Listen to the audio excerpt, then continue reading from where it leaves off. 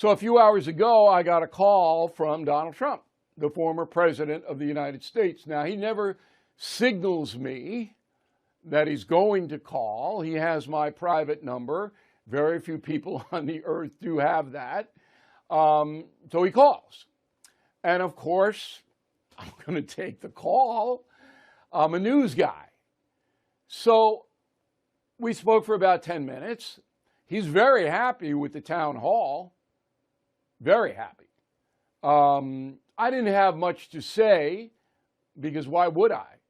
I just debriefed him about what happened in New Hampshire, how he felt about it, what he's going to do now. Not my job or role to say anything unless he asks me. Okay, so that happened, and I got some pretty good information to share with you. And he's happy, but lots of people are not happy about that town hall, and that is the subject of this evening's Talking Points memo. So I'm going to slow it down because there's a lot here, and I want to be fair as always. The town hall, in my opinion, was a shipwreck. Okay? What is a town hall supposed to be? Two things. It's supposed to give audience members a chance to ask the president or who's ever the subject of the town hall questions and get information. That's number one. Can you remember one thing the audience asked Donald Trump? I can't. All right. Number two, the moderator of the town hall is supposed to get as much information out of the subject as humanly possible. That didn't happen. And here's why. When you go in to interview Donald Trump, and I've done it scores of times, as you all know, you know what you are getting. Everybody knows that Trump has his greatest hits. It's like if you go to a concert by the classic rock group The Turtles, they are going to sing Happy Together. There's nothing you can do. If you're in the arena with the Turtles, you're going to hear Happy Together. Okay? So if Trump is sitting across from you, you're going to hear his greatest hits. What are the greatest hits? The election was rigged, 2020. Okay? January 6th was mostly peaceful with good people. Vladimir Putin is smart, and the country is going to hell. Those are the four top greatest hits of Donald Trump, and he's going to tell you about them no matter what you do. Okay? So, enter the moderator, 31-year-old Kaitlan Collins, a CNN host. Ms. Collins is very talented and very smart, but she's 31 years old. When I was 31, I was lucky I wasn't in the penitentiary. She also has no mentors at CNN because there is no one there, no one, who knows how to interview anybody. Okay, they just don't have the skill set. If Kaitlan Collins had spent a few hours on the phone with me, that interview that she did or the moderation that she did would have been 1,000 times better because I would have told her what I'm telling you. You don't go in as a prosecutor. You don't tell a former president that he's lying. You don't challenge the greatest hits because you know he's not going to admit he is wrong. Ever. Okay? Ever. If you read the United States of Trump, his own son told me in his whole life, Donald Trump has never admitted being wrong once. Not once. The closest he ever came was my interview with him about John McCain when he disparaged the senator's POW status. That's the closest he came. And he didn't admit he was wrong then, but it was close. Okay. So Kaitlan Collins wanted to prove her mettle, M-E-T-T-L-E, to CNN viewers who are primarily left-wing. So therefore, she interrupted. She had to interrupt sometimes. I interrupt Trump. I interrupted Obama. You have to, because they'll just go on forever. But she was accusatory. And that put Trump in a I'm going to steamroll this person mode rather than having a conversation. Okay? Now let me give you some examples of all of this. So the first thing is the election. That should have never come up with Caitlin Collins. Trump is going to bring it up anyway. All right? He was going to bring it up because he always brings it up. And he's not going to back off no matter what you do. Roll the tape. And that was a rigged election, and it's a shame that we had to go through it. It's very bad for our country. All over the world, they looked at it, and they saw exactly what everyone else saw. I've never spoken to a crowd as large as this, and that was because they thought the election was rigged. And they were there proud.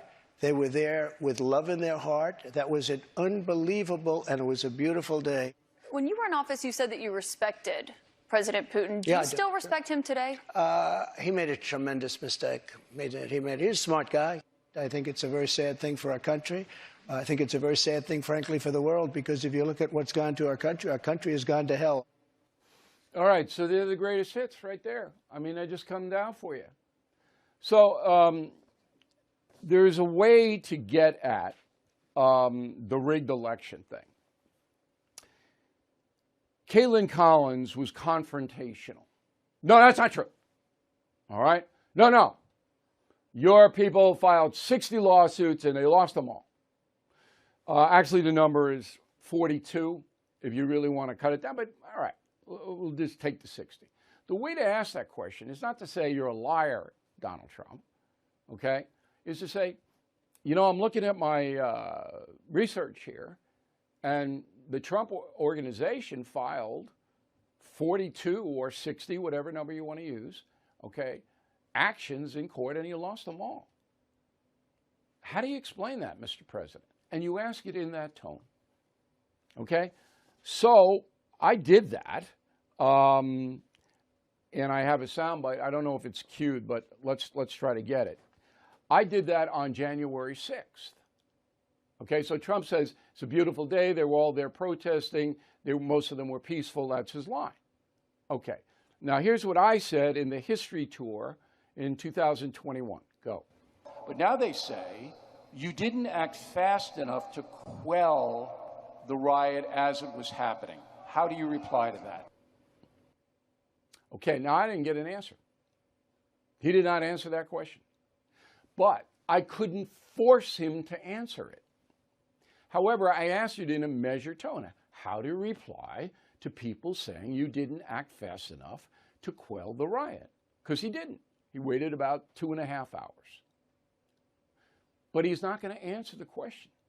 You have to ask it. So Ms. Collins' tone, now you saw my tone. Here's Caitlin's tone. Go. But when it was clear to you that they were not being peaceful, you saw them rushing the Capitol, breaking windows, they were hitting officers with flagpoles, tasing them, beating them up. When it was clear they weren't being peaceful, why did you wait 3 hours to tell them to leave the Capitol? Okay, Trump didn't answer the question then. He's never going to answer the question, ever. Okay, so you have a situation where you've got to know who your interview subject is. And you've got to get as much out of that person as you can. But some things you're never going to get from Barack Obama, from Hillary Clinton, from Donald Trump, from any politician. They're never going to give you. And that's where this thing went off the rails, okay? And it got confrontational between Caitlin Collins and Donald Trump. And that was a disservice, okay? So pretty much at the end of it, it reached a head. Roll the tape. But that's the question that investigators have, I think, is why you held on to those documents when you knew the federal government was seeking them and then had given you a subpoena to return them. Are you ready? Are you ready? Can I talk? Yeah, what's the answer? Do you mind? I would like for you to answer the question. Okay, it's very simple to answer. That's why I asked it. It's very simple to, you're a nasty person, I'll tell you. And she was being a wise guy or gal or whatever. That's why I asked it. Again, you've got to control and discipline yourself. You can be tough, but you can't. And then she steps out of that role. And you heard the audience. They were Republicans, remember, and they were siding with Trump.